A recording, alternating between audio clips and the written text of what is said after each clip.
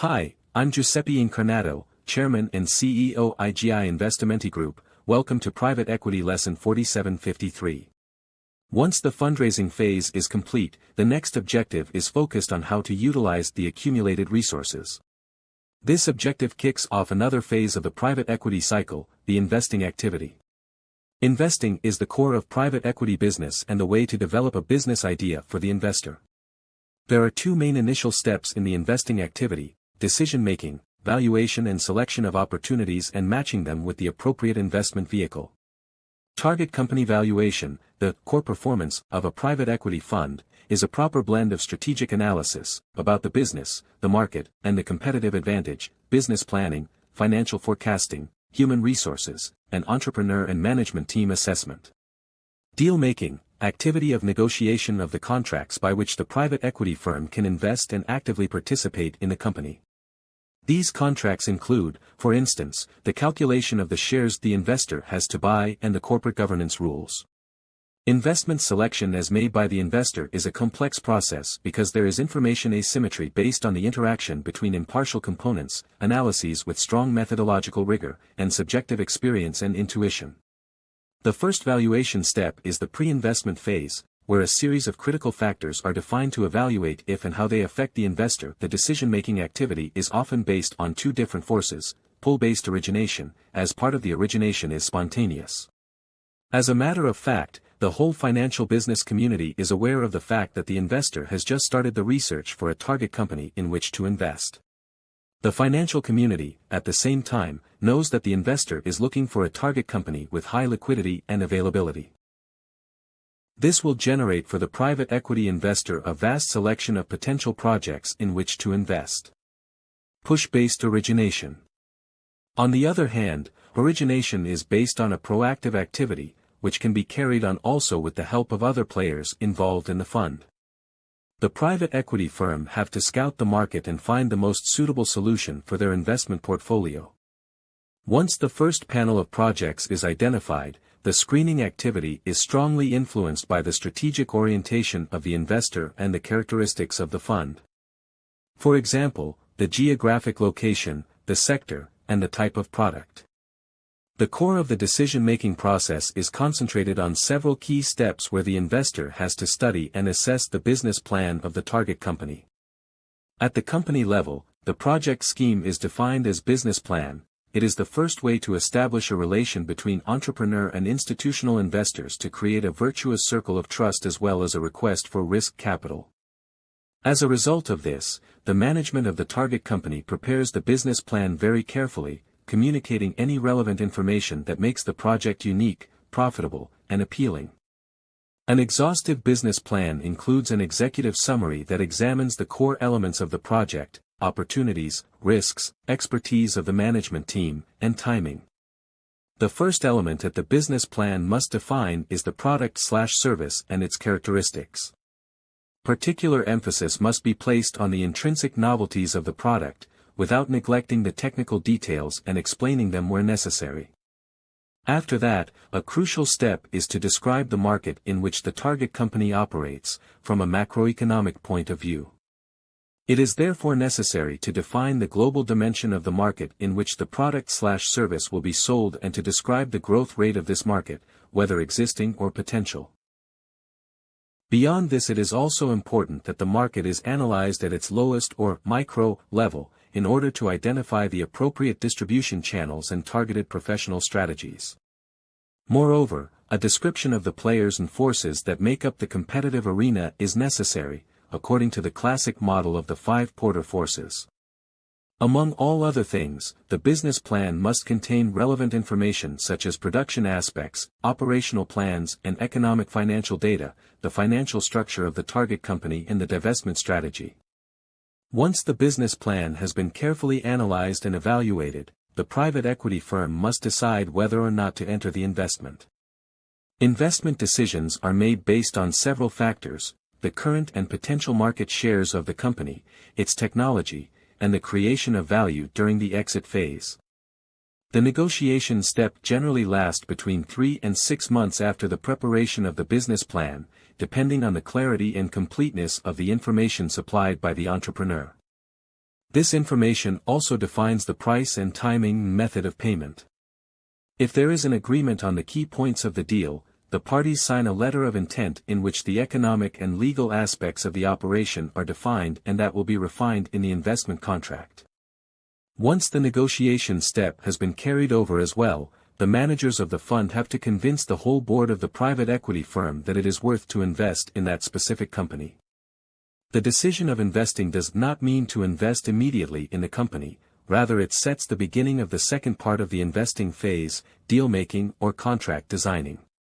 In the deal-making phase, a fundamental aspect is represented by the definition of the price and, therefore, by the evaluation of the company. In the context of private equity or venture capital transactions, the valuation is never theoretical or abstract, but always linked to a price, real and effective, which is what will constitute the basis of exchange in the transaction itself. The target company, therefore, rather than being evaluated is priced, and consequently in the final result not only decisive qualitative aspects will come into play but also, the free negotiation between the parties and the relative contractual strength of each of them. As already stated, the deal-making phase concern with the terms of the agreement regarding pricing, quota of participation and administrative aspects, between the company, its shareholders, and the investor. The relation between the private equity-backed company and the investor is regulated by the term sheet, which is a document that outlines key financial aspects, such as the number and category of shares to be bought and their price, as well as a list of terms for a proposed investment. The first task to be carried out is the targeting of the right vehicle, the valuation of the alternative investment or company or a special purpose vehicle, SPV, set up just for the deal. The liability profile of an investment vehicle should also be considered in the deal-making. As already explained in the previous paragraph, debt issuing can be realized through banking loans or bonds placement, and the most common scheme is an investment in an SPV through a leveraged buyout to acquire a target company. There are two financing tools available for this scheme: syndication strategy. The promoter finds other equity investors and builds a syndicate. This tool is recommended because it increases investment power while sharing risk. Debt issuance, the decision to combine equity investment with leverage.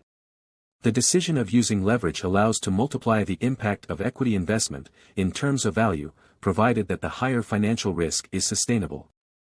Bond placement can be done also through a syndication between different banks. The last aspect to be considered in the deal-making is the engagement. It begins by choosing categories of shares or share class that can guarantee the best way to support the investment. A crucial investment choice to be made during the engagement step is connected with the paying policy, the technique of issuing shares and the relationship of management within the company's corporate governance. The last step included in the engagement process are the governance rules, the general agreement on shareholders' duties and rights, board of directors' activity, and information flow.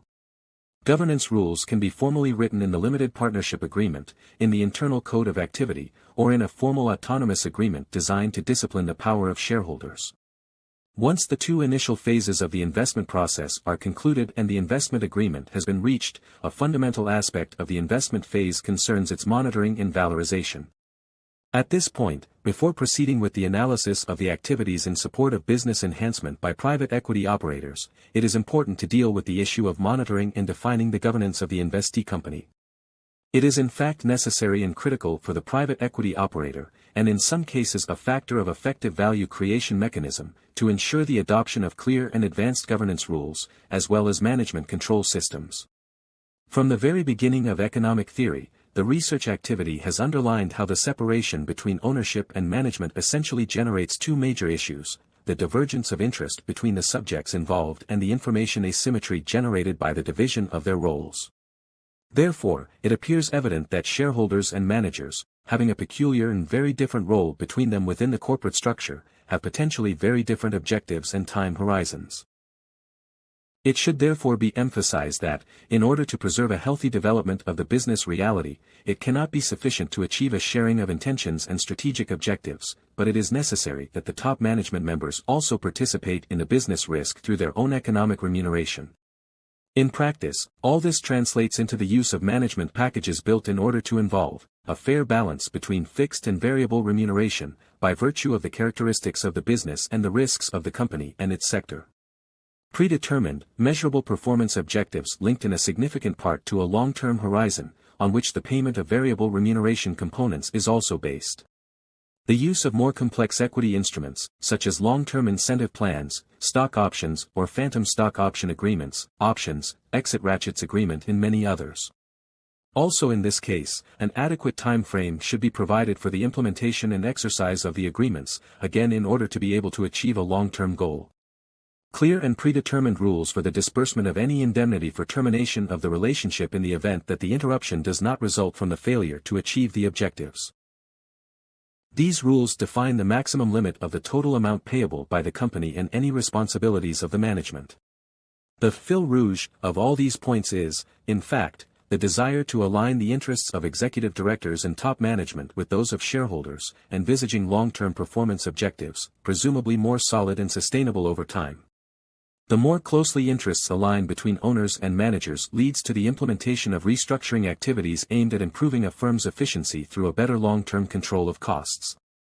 The disciplining role of debt prevents managers from wasting resources, for example by investing free cash flows in projects with negative net present values. It follows that agency theory contends that buyouts result in a superior governance model that, in turn, leads to improved firm performance. In order to increase the value of target companies, private equity exploits different strategies in order to get the highest value possible when exiting their investment. Strategies should be considered with the positioning of the fund declared in the fundraising phase.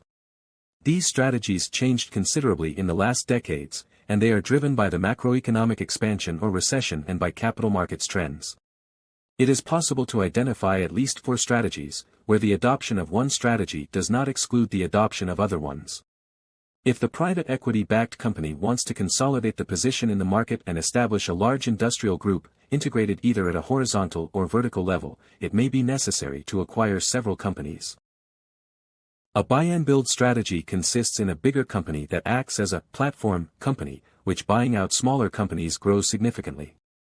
This strategy is usually done by a mature company, where the private equity fund holds a majority stake, hence it is possible to find this kind of deals among the buyout deals. Like the name itself evokes, the purpose in this kind of deals is to buy a target company, merge it into the platform company and consolidate its position in the market. Buy-and-build strategies are also called bolt-on acquisitions. There may be several advantages in a bolt-on acquisition. First of all, the platform company can scale up more rapidly. This particularly convenient for those industries where entities are high entry barriers. Secondly, thanks to a bigger size, the group is able to operate more efficiently and enjoy economies of scale. The bigger the size of the private equity-backed company and the more efficient the operations, the larger the margins and its solvency, hence the potential exit price. Despite those benefits, bolt-on acquisitions do not come challenge-free. As a matter of fact, M&A operations may be very expensive, hence, further debt may be required, and every time that there is an acquisition, the target company must be integrated, and there is always the risk that, in the post-merger, synergies are not created due to the lack of integration. The second strategy used by private equity investors is related to financial leverage. As seen previously, the use of financial advantage leads to the increase of the value of the company thanks to its tax shield. After a careful rating assessment, the private equity investor may decide to increase the debt of the target company, as this increases the liquidity and, therefore, the possibilities of the company. This strategy implies that the VBC generates a strong and stable cash flow to settle the financial debt. Private equity can also create value through some actions targeting the revenues. In order to maximize the revenues, general partners may lead the portfolio company to develop new products, expand geographically, increase prices, or enhance sales force effectiveness. Operating improvement is mainly concentrated on increasing revenues, but it is not surely the only target. Operational improvement also aims at reducing the operating costs and selling, general, and administrative expenses. This is a strategy commonly adopted in buy-and-build where the size and the economies of scale are the main purpose of the deal.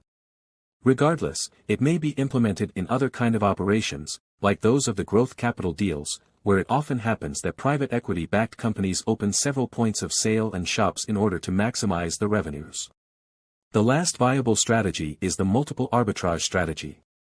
When fund managers want to exploit the multiple arbitrage or expansion, it means that they want to enhance the market value of the target company by selling not only the company per se, but also its potential leveraging, for instance, on the company's strategy and forecast, thus lowering its risk profile. The aim of this strategy is to make the multiple paid by the buying part at the exit as high as possible. However, valuations are also subject to external factors, such as market conditions and the macroeconomic environment.